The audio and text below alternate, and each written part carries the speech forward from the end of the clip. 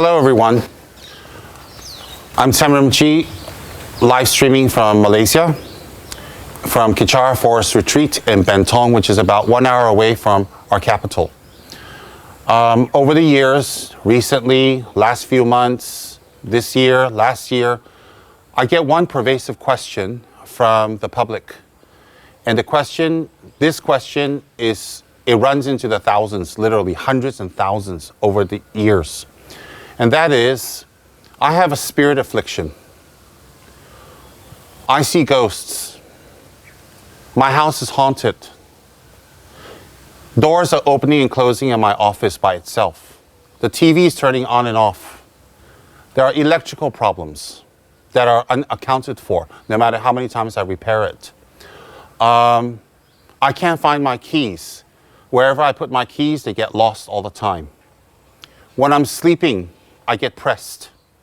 I get paralyzed. I hear buzzing in my ear. I hear voices in my ear. Sometimes I can hear it. Sometimes my partner can hear it. Sometimes they can't hear it. When I'm in the kitchen working, I feel someone's behind me. Someone has scratched me. Someone has touched me. Someone's blowing my hair, but nobody's around. For no reason at all, I get frightened. I get scared. I feel a cold chill. Whenever I go to a certain area, I feel in a house or office, I feel someone is watching me. I've never had supernatural happenings in my life, but I went to a funeral and they buried someone in the cemetery. And after I came back, after a few days, I feel someone is present. Someone's following me. I get questions like that all the time. I get inquisitions like that all the time. Not inquisition, inquiries, all the time. What shall I do about all of that? I think we move this. This is very obstructive, isn't it? Yeah, thanks. So I get questions like that all the time. And it's some of the questions from people, they're genuinely experiencing something supernatural. Some, they think it's supernatural, but there's a logical explanation. Now, I can't tell everyone whether it's real or not real because I haven't met them. But one thing for sure, everybody that asks are sincere, are experiencing something, and are feeling some sort of fear or some sort of trepidation or some sort of anxiety. So whether what they're experiencing is supernatural or not supernatural in origin, they are experiencing something. They are feeling something. They are afraid of something. So whether it's real or not real is not the point. The point is they're feeling it. Now, for those of you who genuinely feel you're experiencing something supernatural, you're experiencing something that is disturbing you and you can't explain it, whether you've had it your whole life or whether it's recent, you are experiencing it.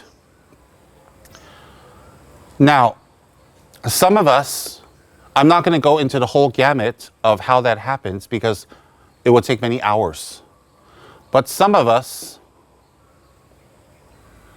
have what we say in the East, a third eye. Or in the West, you would say some psychic abilities. Now, if you have a third eye or you're psychic, it doesn't make you special. It doesn't make you better. It doesn't make you more powerful. It doesn't make you any different than anyone else, except you can see things that other people cannot see. Why doesn't it make you special if you're psychic or you have a third eye? Because not all the time is it a blessing. Sometimes it is a curse where you don't have peace. These beings are always talking to you or they're always trying to communicate with you. Sometimes you don't even know how to shut off or turn off or tell them to go away. So just because you're psychic or you have a third eye doesn't make you special and doesn't make you different. It makes you just like everybody else. So do not feel you are different than others. You're just as normal as anyone else. And that's on a positive note. Now, I don't know if I'll have time today, but I will teach people how to shut off that ability. so that for those who want to shut it off, so that they don't get afflicted in the future. All right? I don't know if I have time today, but what I will talk about today is protection. Some people have the third eye and they can see these things throughout their lives since they were very young. What are these things? These are disembodied spirits, ghosts, elementals, land gods.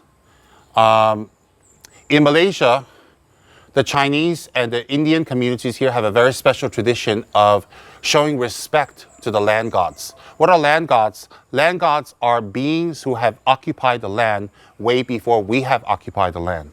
They have used the land, they have occupied the land. They could have been human and died and became a spirit of the land, or they could have been an elemental, or they could be an elemental, someone that's been on the land for hundreds and hundreds of years, and they feel that the land belongs to them. So when we come and we cut down trees and we kill the animals and then we dig up with our shovels the dirt, or we knock down an old house, or we relocate something, then sometimes they get very upset because they feel that we're disrupting their environment. So what happens is that in Malaysia, there's a special thing called datokongs. They're houses for local land gods. And they're little red buildings, they're little yellow buildings, sometimes they're green. It depends on who's putting it up. And they have an effigy, or they have a writing, or they have a statue of what they perceive the land god is, or what he looks like, or what she looks like. And they usually put candles there, or they put incense, or put little drinks, and they put little offerings there. And kind of to say, I'm sorry for using your land, but we need to live here together. May we live here in peace. So I've seen a lot of Indian communities here in Malaysia and a lot of Chinese communities do that. They put a little offering for the land gods. And it sort of appeases the situation. It sort of calms down the situation. It makes everything calm. So in the East, at least in our country, in Malaysia, believing in the supernatural or in spirits or in beings that don't have a body is very prevalent. And I think people here are very intelligent, and I think people here are very educated, and I think people here are very normal, modern, and very exposed. So they won't simply believe in the supernatural because they're imagining things. People here are just as smart or intelligent and modern, educated as anywhere else in the world I've encountered. So when they tell you they're experiencing something, most of the time, they are very sincere, they're experiencing something. So I don't tend to blow them off and say, oh, I don't believe you. I don't, it's something else. You're imagining it. I try to investigate more and see if maybe there is. So in Malaysia, we have land deities, land gods, beings who have died and occupied the land for a long time, or beings that have been on the land, for example, elementals that have been on the land for hundreds of years, sometimes thousands. And they think that the land belongs to them. So what happens is, if a little shrine is set up to them and little offerings are done to them, it shows them respect. It shows them that we are going to share this land. And a lot of times, a lot of problems calm down in that area. Some people may not believe in that, but I believe that whenever we go to another culture, we should respect that culture. Whether that is real or not real is not really my concern, but I do believe it's real. Is not really my concern, but if that's what that culture believes and it's not harmful, why not respect it and do the same? So wherever I've gone in the past, I would respect that culture. I would make little offerings into the datokongs, into the little spirit houses. And I'm not worshiping the spirit. I'm not praying to the spirit. I'm not asking the spirit for any gifts or any favors, but I'm actually putting something there to show respect to the culture and to the people and to whatever is there. And I think if we respect people's culture, that's very important. I'm Buddhist, and in our country we have Muslims, Christians, Hindus, Taoists, Jains. We have all religions here in our country.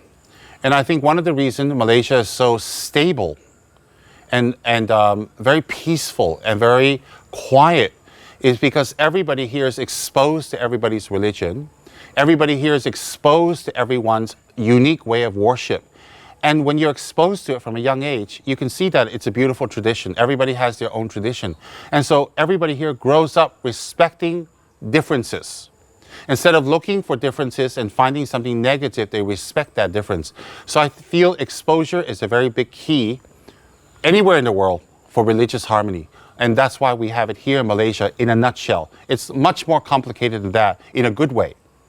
But let's get back to the subject. So here we have Daotokongs where we make offerings to show respect to the being that's occupying that land, to the people who are on that land, and to respect their culture. I don't think anyone's religion should come and say to them, my religion is the best, your religion is not good. My God is the best, your God is not good. If you believe in my God, if you believe in my religion, if you follow my way, if you convert to my religion, you're going to go to heaven. If you don't convert to my religion, if you don't follow my God, you're going to go to hell. You're bad. I can't eat with you. I can't sit with you. I can't offer incense with you. I can't join your ceremonies. I can't go to your funeral. I can't go to your weddings. I think that's totally wrong. Why is that wrong? Well, 5,000 years ago, when none of us had any religion, we all sat with each other, ate with each other, and we participated with each other. What's the problem? And many of us, whatever religion we are, it is a religion that many of our ancestors did not practice. For example, I am a Tibetan Buddhist. Tibetan Buddhism has been in Tibet for 1,000 years. So prior to 1,000 years, Tibet was not Buddhist. So I definitely had a father and a mother and a father and a mother and their father and their mother that went back past 1,000 years. So another religion cannot tell me that my forefather and foremothers who are not Buddhists went to hell, or they were not Christian, they went to hell, or they were not Hindu, they went to hell. I think that's wrong. I don't think we go to heaven or hell because of a God we accept. I don't think we go to heaven and hell because of a religion we accept. I think we go to a heaven or a hell due to the deeds and the actions that we perform during our lifetime. So we can be a very devout Hindu, we can be a very devout Buddhist, a very devout Christian, but if we go around harming people, if we're lying, we're stealing, we're sneaky, we don't do our work well, we burden others, we're always trying to get a free ride, we're always trying to get free things from people, we're always trying to dump responsibility on others. No matter how many times we go to a temple, no matter how many times we go to a church or we go to any places of worship to pray, I don't think there's going to be any benefit. Why won't there be benefit? How can a benevolent divine being bless a person who does negative actions towards other people? It doesn't make sense. So I think in the 21st century, what's very important is not what people say about their religion and the superiority. I think that's very wrong. I think it'll create a lot of disharmony, unhappiness, fighting, hurt feelings. I think it's wrong. So all the people, I believe that if you practice Buddhism, you can go to a higher level. What we say in Tibetan Buddhism is moksha, or that's a Sanskrit word meaning liberation. We can reach moksha, but I don't believe that Buddhism is the only path that can give you moksha or salvation. If I say that, then I limit the divinity's power to emanate in different forms to help different people. Divinity can emanate or avatar into different emanations, different forms to help different types of people along time, along cultures, along what they're used to. So I think that it's very important that we don't go around saying that our religion is the best, yours is not good. If you do ours, if you convert, you go to heaven. I don't think that's logical at all for many, many reasons. As I said, many of our ancestors didn't practice, our forefathers before didn't practice our religion. Do they all go to hell just because they didn't practice religion? How about before the time Buddha came or Jesus came? Did all those people go to hell? I don't think so. I think those people came to teach something universal. Universal law, the law of kindness, compassion, tolerance, forgiveness, love. And I think that they recognize things that exist in the universe beyond themselves, beyond their appearance. For example, karma is something universal. Karma is something universal that's pervasive, that is a law of the universe, the law of existence that is not dependent on a divine being to teach to create that law. Universal law is not created by a divine being. Universal law exists on its own. So therefore, what is very important is, it's important that we respect everyone's religion. It's important that we respect everyone's faith, and that everyone has their way to the top of the mountain.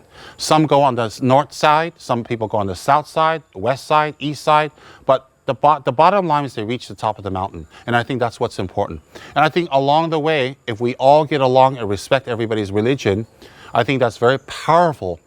Because whatever religion we are, we all need compassion. We all need human interaction. We all need love. We all need respect. We all need care. We all need comfort. We all need friendship. And that can happen if we accept everybody as they are. So having said that, everything that I share with everyone, whether it's protection from spirits or that, transcends your religion, transcends your culture. The divine beings I use are from the Buddhist pantheon. But the Buddhist pantheon is only a manifestation of the divine. Meaning the divine is way up here. They manifest in different forms to help us. So the form I'm contacting is the Buddhist one that leads to the divine being. But all the other divine beings are connected to the one. Whatever that is, that one. So for me, I am trained in the Buddhist path. I am trained in Buddhism, and I've studied Buddhism my whole life. And I do not think it's the most superior religion. I think it's equal with every other religion. But definitely the methods that it teaches for protection will work. Why do I know it works? Because I've seen it work. I've seen it over and over and over that it works. So,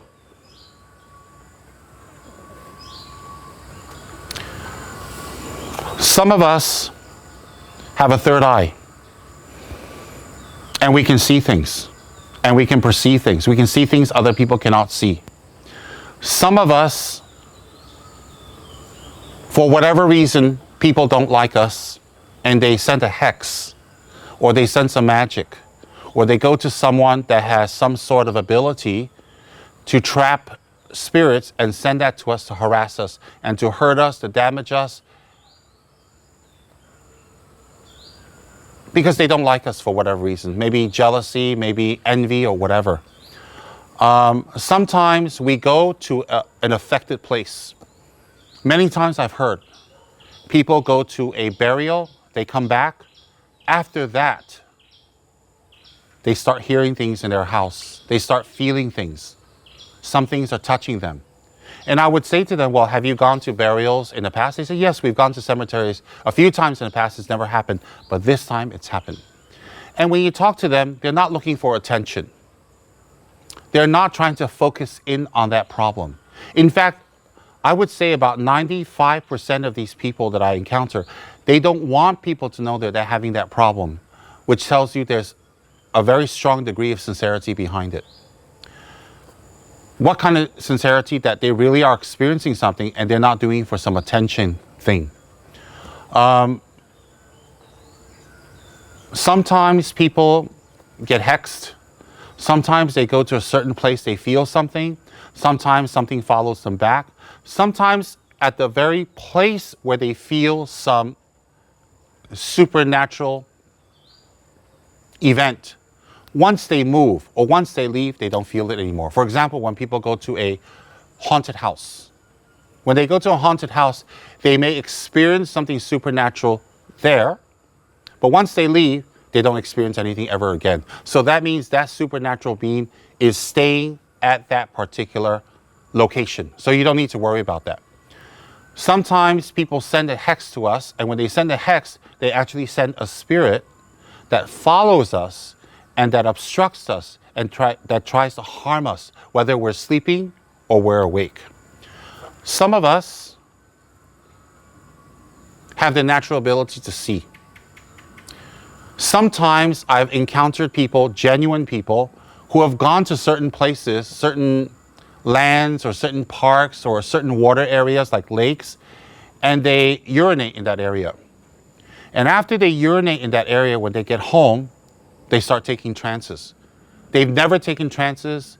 They've never experienced anything supernatural, and they don't like it. and they start taking trances, and trances become stronger and stronger and stronger and stronger.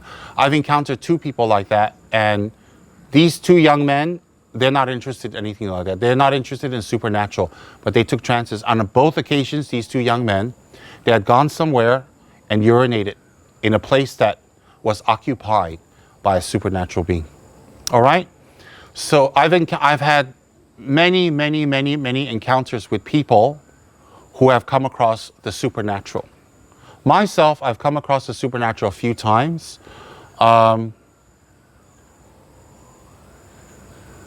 don't think it's such a big deal. These beings definitely exist. But I've encountered many people in the Far East that come across that. I've encountered people from America and from Europe. So what I want to share today is this. There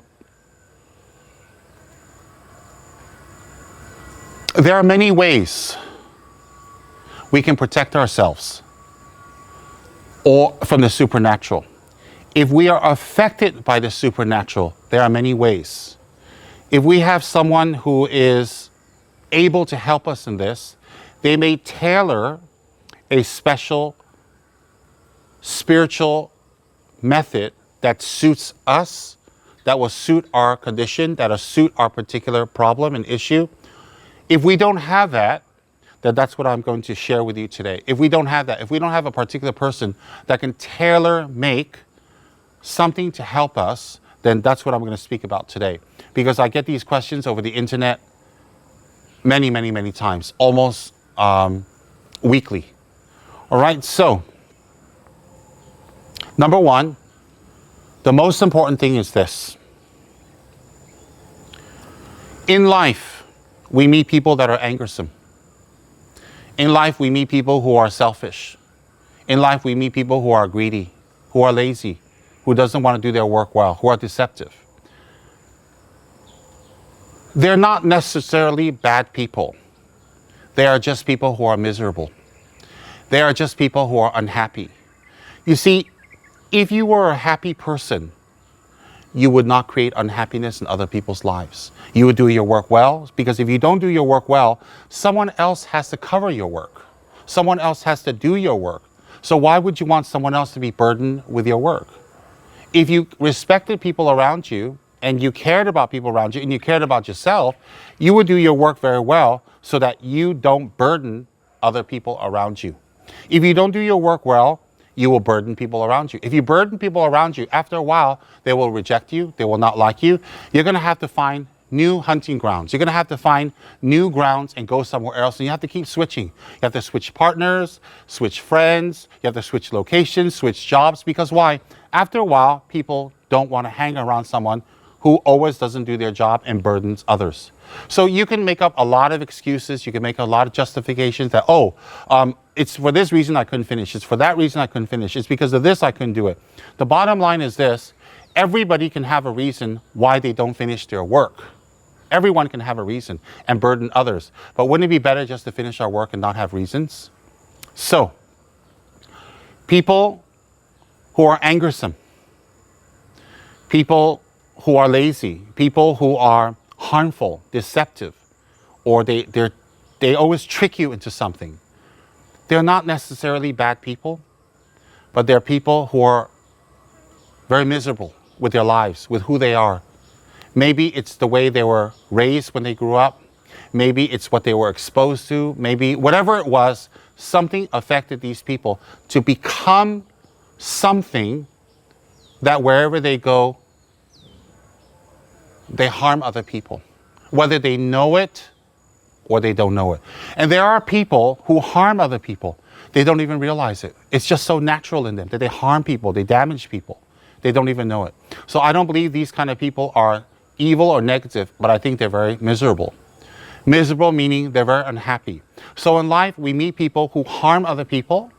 You only harm others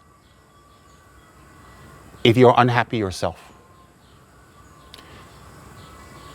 So whatever you're unhappy with, it's expressed in you harming other people, because you're so unhappy, you can't show happiness to others. You can't be kind to others because you're unhappy.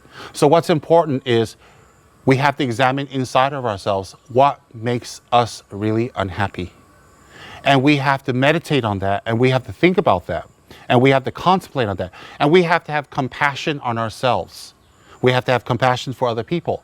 Why we are so unhappy, and we need to get to the root of it, face it, deal with it, overcome it, so that we can live a better life, so that people around us can live better lives around us. It's not nice to always get a friend, lose them, get a friend, lose them, go to a job, quit, go to another job, quit, and keep moving around because you're blaming everybody else for your problems. You're not actually looking at the real problem maker, which is your unhappiness. All right? So in life, we meet people that harm others because they're so unhappy. Definitely spirits who harm, who push, who bite, who scratch, who scare, who hide things, who press on you when you're sleeping, who push you down the stairs, who bang on pots. Definitely spirits that make you blur, that make you zone out, that create electrical problems. They are very unhappy beings. The difference is they're formless and we have form. Suk and Sukbe. So the difference is that they're formless. But because they're so unhappy, and they're trapped in their cycle of unhappiness, then they create unhappiness for everybody around them. Let's say someone died of a suicide in a certain house. Maybe they felt wronged by someone and they felt betrayed and they were so distraught, they were so upset, they were so unhappy. They killed themselves, unfortunately. And then when they kill themselves, their spirit, their mind, their consciousness, their energy stays in that area. When their consciousness stays in that area, the last thing they thought of, the last thing before they took their last breath was, they wronged me. I'm unhappy. I'm angry. They wronged me. That's the last thing they thought of. So if that's the last thing they thought of when they die, when they arise as a spirit, that's the first thing they'll think of. I'm unhappy. I want to hurt people. I want to get them back. I want to get revenge. So sometimes these spirits will go and harm the people that they perceived harm them. And once they do that, they're trapped. They're stuck. They keep harming. Some go away after that. Mostly they're stuck and they're trapped. So therefore, when you go to the location of that person who had committed suicide, you'll experience somebody touching you or appearing or pushing you or doing something because they're trapped in that mode. Why are they trapped in that mode? They're very unhappy. So in life, what do we do with unhappy people? In life, what do we do with people who are unhappy and miserable and they create a lot of problems for other people? Step one is we forgive them. Step one is we have compassion. Step two is we have compassion for them. Forgiving them and having compassion for them doesn't mean you allow them to harm you. Of course, you stop the harm. If someone wants to come and throw something at you, of course, you move out of the way. You don't stand there and let them throw it at you and say you're compassionate. You're not compassionate. So what happens is, in life, when you come across people that are harmful, that are difficult, that are very damaging, whether we can stay with them or not, or work with them or not, is a different issue. A lot of times we cannot. Sometimes we can work things out with them. But what's important is our attitude behind it. Whether we're going to leave them or change our situation or not work with them, we still need to forgive them and we still need to have compassion for them. Why have compassion and forgive them? Because they wouldn't do that if they weren't suffering. They wouldn't do that if they weren't having problems. They wouldn't do that if they were not unhappy. They are creating unhappiness because they are unhappy. So what we need to do is to forgive them and have compassion for them. And therefore what happens is the mind of anger and vengeance doesn't arise in our mind. How they react is their karma, is their business. How you react to it is your karma and your business.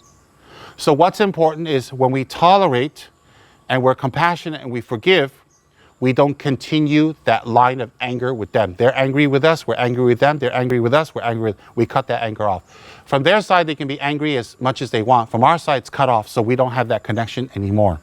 So what is important is when we come across difficult people like that, of course we stop whatever difficulties they're creating. Sometimes we need to even go to the law. But most important is our attitude, is we forgive them. On what basis? That we know they're unhappy. What are they unhappy about? We may not know, but definitely they're unhappy. And if we come across someone unhappy, why add to their unhappiness? We should forgive them. We should feel pity for them. Not look down on them, but forgive them and have pity on them, have compassion on them. So if we would do that in life, with people, we would do the same with spirits. One of the best ways to overcome spirits is not be afraid. Oh, they're going to get me. They're around me. They're going to hurt me.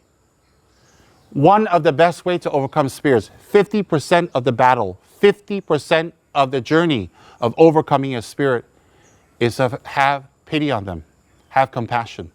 So when you see these spirits and you see them harming, or they want to harm, or you feel they harm, immediately you sit down on a sofa or on a chair or whatever and relax and think, this spirit must have died in a very unhappy way. This spirit must have had very bad experiences. Somebody must have harmed them in the past, so they're stuck in that mode. I forgive them. I'm not afraid of them. In fact, I wish to send them good energy. I wish to send them some love.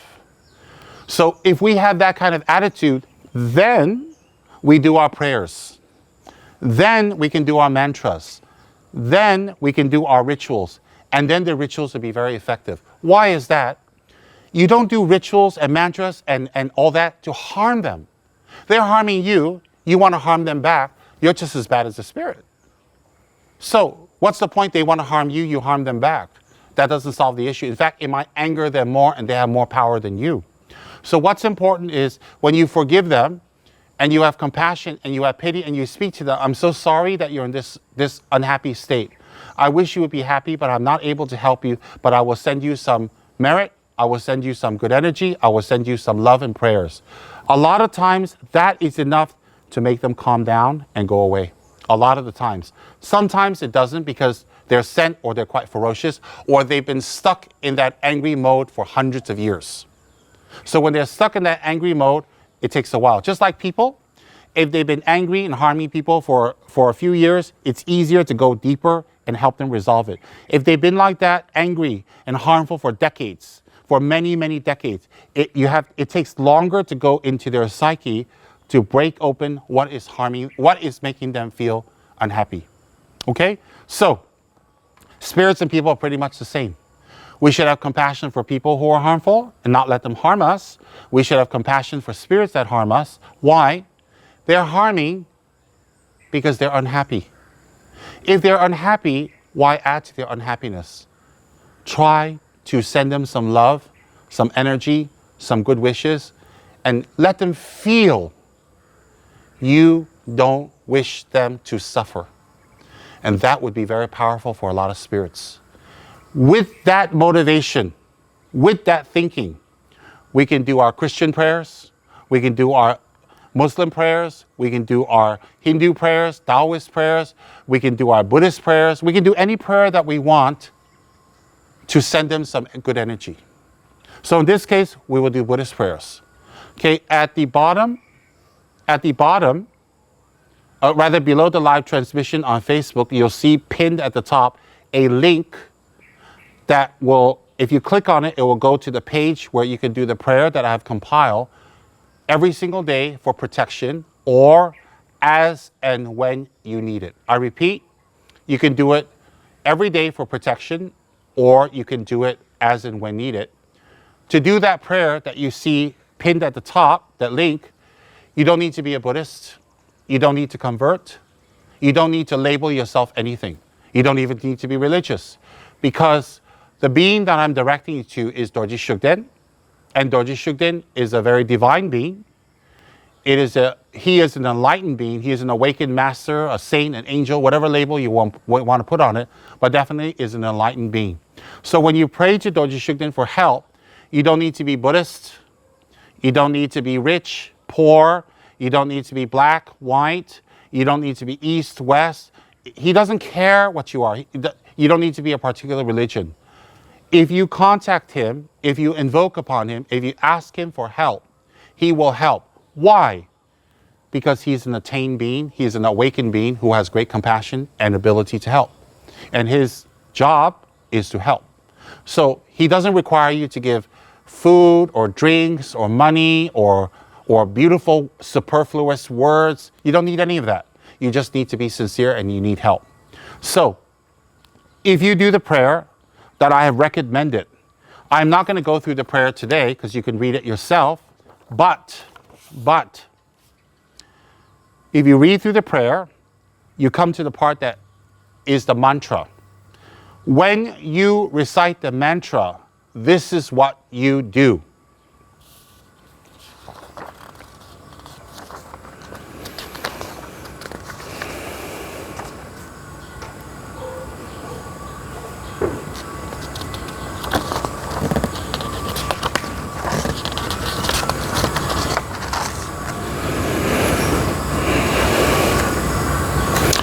You visualize Dorji Shugden, as you'll see here, below Buddha Shakyamuni, the size of a thumbnail on top of your head, on a lotus. Your head, a lotus, and Dorji Shugden. Divine beings, no matter what size they are, their power is the same. And you visualize them encasing you in an aura like an egg of golden light. And then you can visualize Dorji Shugden also sending energy and golden light to the obstructive being and blessing that being, forgiving that being, sending love, sending healing. Most important, healing the anger of that negative spirit, healing the anger and sending that spirit back respectfully and kindly to where that being came from. So wherever that person was sent from, wherever that being came from, you're sending them back because they're not at home. Everybody would like to go home. So what you're doing is, when you recite the mantra of Dorji Shugden, Om Benza Wiki Bitanasaw, Om Benza Wiki Bitanasaw, Om Benza Wiki Bitanasaw, Om Benza Wiki Bitanasaw, Om Benza Wiki Bitanasaw, Om Benza Wiki Bitanasaw, Om Benza Wiki Bitanasaw, Om Benza Wiki Bitanasaw, Om Benza Wiki Bitanasaw, Om Benza Wiki Bitanasaw, Om Benza Wiki Bitanasaw. You visualize Dorji Shugden surrounding you with powerful golden lights. And Dorji Shugden sends you healing energy, protective energy, blessing energy, and energy to heal your body and your mind. And believe it. When you believe it, that is a portal for that energy to come and bless you. Example, Qi in the Chinese tradition of acupuncture. Before I came to Malaysia, I have never done acupuncture in my life. Never. I have had very bad migraines for many years. And when I came to Malaysia and I did acupuncture, it was unbelievable. My migraine reduced by about 90% and the frequency became much, much less. These days, if I don't sleep well, then I get a migraine. Otherwise, I'm migraine free. Last time, sleep, no sleep, whatever I do, thin, fat, exercise, healthy, not healthy, whatever I eat, I have migraines. When they put that needle in all over the place, I went for extensive treatment. It really healed the migraines. It's unbelievable. But it's working on the basis of Qi. So where's the Qi in our body? Open up the skin, open up the flesh, open up the nerves, the bone. Where's the Qi? Qi energy cannot be seen with the naked eye, but it exists. If it didn't exist, acupuncture wouldn't work. If acupuncture didn't work, then I'm imagining my headaches went away. No, I didn't imagine. The headaches went away. So therefore, the Chinese tradition of acupuncture, Qi, is something that you cannot see, but it works. It's not mystical, but it's a current in our body that if we tap into that's obstructed, then when it's unblocked, it can create healing. Similarly, that energy is not something you can see and touch. It's the same energy as Dorji Shugden. What you're doing is self-chi healing. When you visualize Dorji Shugden, you recite the mantra, your body is in meditation. Your mind is focusing on meditation. And your speech is in meditation. Meditation of what? Meditation healing. Body meditation healing, speech meditation healing, mind meditation healing. So when we're doing Dorji Shugden's mantra, we should block out all thoughts. Don't think about work. Don't think about your condition. Don't think about your worries. Don't think about your problems. Don't. Block everything out and focus. I'm going to heal. I'm going to get well. I am going to forgive. I am going to be healthy, physically and mentally. Focus on that very strongly and ask Dorje Shugden to help you to heal you. And then you do the mantra. If you have a mala, that's wonderful. If you don't have a mala, it's okay. Mala is a Sanskrit word for rosary beads. All right, usually I hold it with my right hand and I pull the beads towards me as taught by my teachers. That is symbolic of bringing the blessings to myself. So you recite the mantra with focus, make your mind clear and think, I want to heal. Visualize Dorje Shugden's lights entering you, surrounding you, protecting you. You can recite the mantra very low that just you can hear it, so no one else can hear, just very low. Om Ben Se Wiki Bich Na Som Ben Se Wiki Na Som Ben Se Wiki Na Som Ben Se Wiki Na Som. Some people say, well, what happens if I fall asleep because I'm so relaxed? Well, get up and start.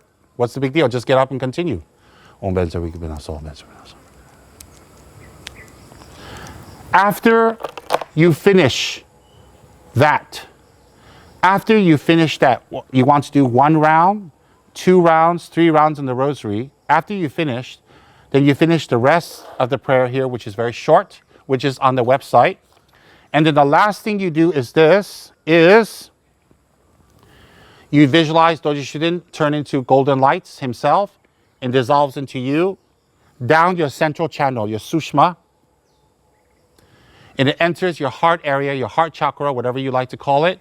That's where your mind, your subtle mind abides. And then you and Dorje Shugden meld and become one.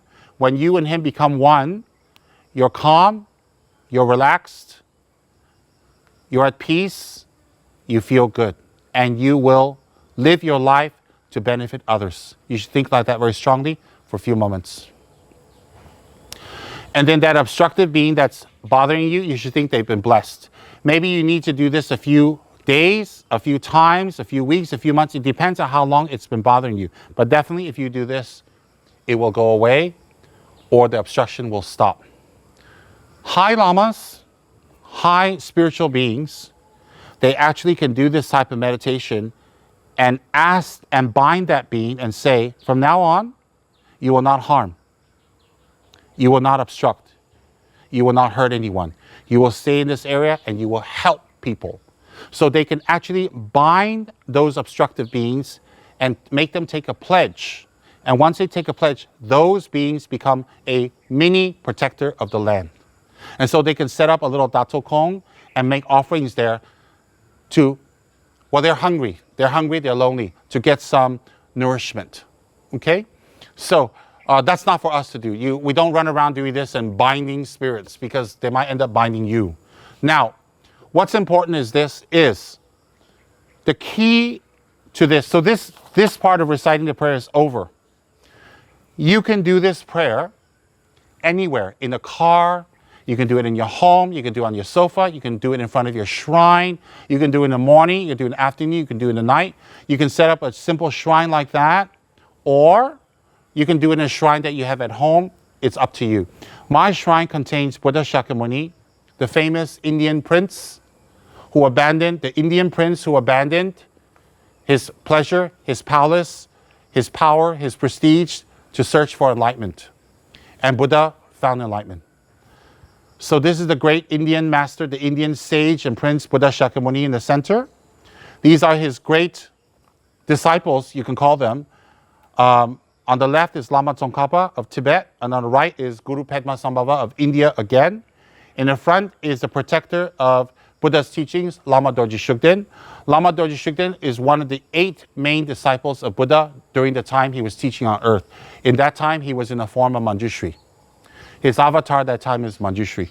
So you have Buddha Shakyamuni, you have Lama Tsongkhapa, you have Guru Rinpoche, you have Dorje Shugden, and the principal prayer we're focusing on is Dorje Shugden here. These are the simple offerings we put in front. If you can do it, fine. If you cannot do it, no problem. It's up to you. All right? So after you do the prayers, you can do it in front of your shrine, or you can do it in your personal shrine, wherever you like. After you finish these prayers, then you do that visualization. This prayer and this visualization will take care of many spirit obstructions. No matter what your spirit obstruction could be, or problem, or difficulty, this will definitely help. If you are in a situation, for example, if they bother you in dreams, or you're in a situation like in a car, or you're in a place you don't have your prayer or access to the computer, you can just simply recite the mantra strongly. Even in your dreams, we'll remember the mantra, Om Benza Wiki Bitana Soha.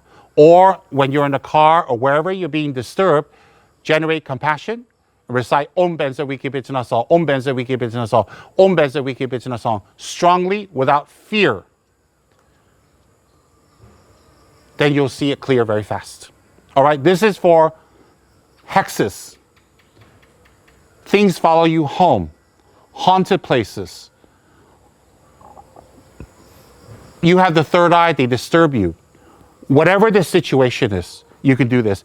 If you're in a place at the office, home, factory is haunted, you can do this prayer there.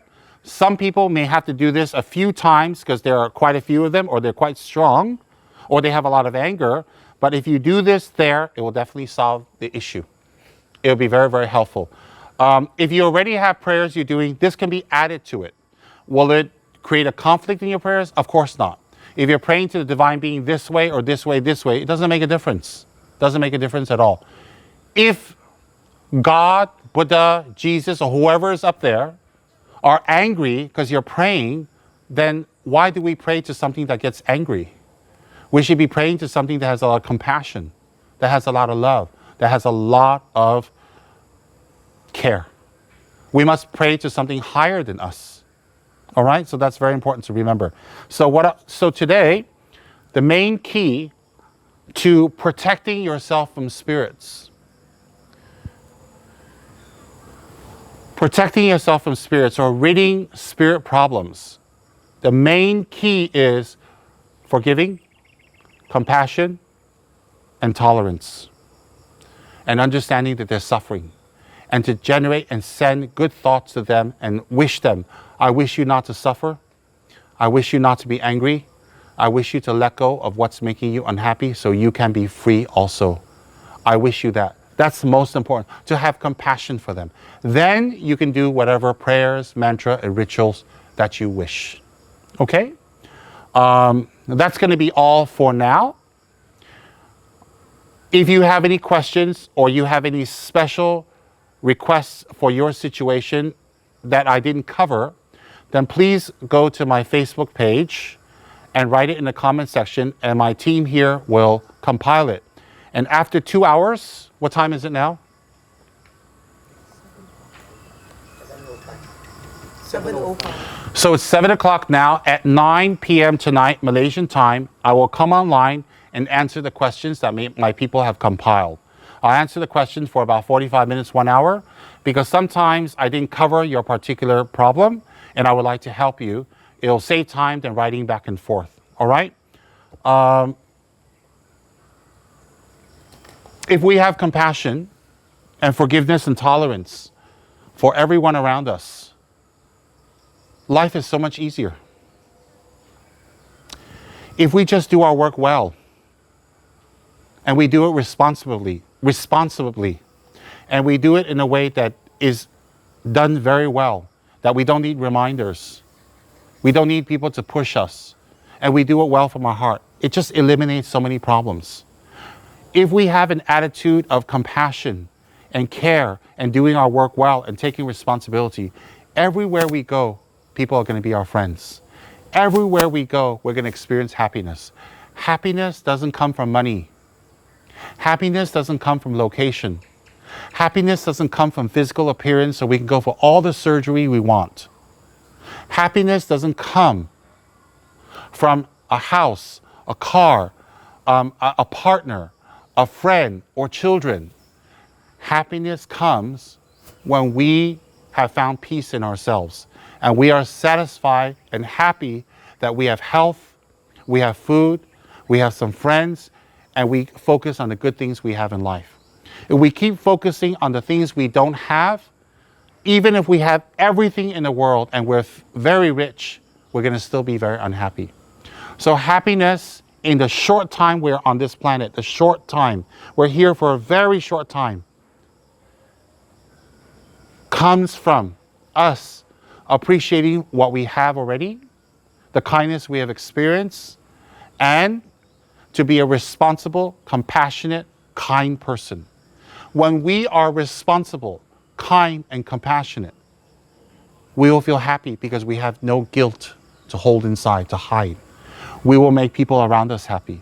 That is the secret to life. If we transfer that attitude to the spirit world, and we have compassion for the spirits and ghosts and demons and whatever people perceive, it works the same way. Because you know what? Whether you're a human, you're a ghost, you're a spirit, you're elemental, you're whatever you are, everybody needs compassion. Everybody needs love. Everybody needs healing. So that is the key. For this prayer to be successful, the key is compassion, forgiveness, and sending good energies to others. That's the key to life. That's the key to overcoming spirit problems. Okay? Thank you very much. I'll see you at 9 p.m. Malaysian time.